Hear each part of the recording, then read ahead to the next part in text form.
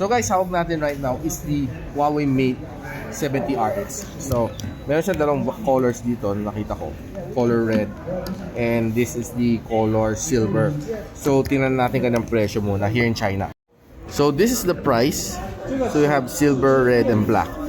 So, naka-display dito is the color red, which looks really nice. Ganda ng color niya, oh, guys. Tingnan nyo. Very premium. And this one, kanang, I think is color silver. Medyo may pagka pearly white siya. Yung kanang camera bag looks like this one. Yan. Kanang fingerprint scanner, I believe. This is how it looks like on top. Dalawang speakers. And dito sa ilalim. Looks pretty nice. I love yung kanang design. And quad curve edge nga siya. Take a quick look, quick snap lang dito sa kanya.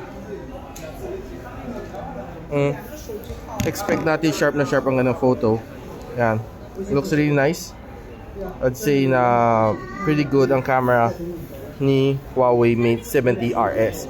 So guys, if you want to see one of these ones na nag-landed sa Philippines, which I'm not quite sure when, ang kanang ultimate edition, follow me for more.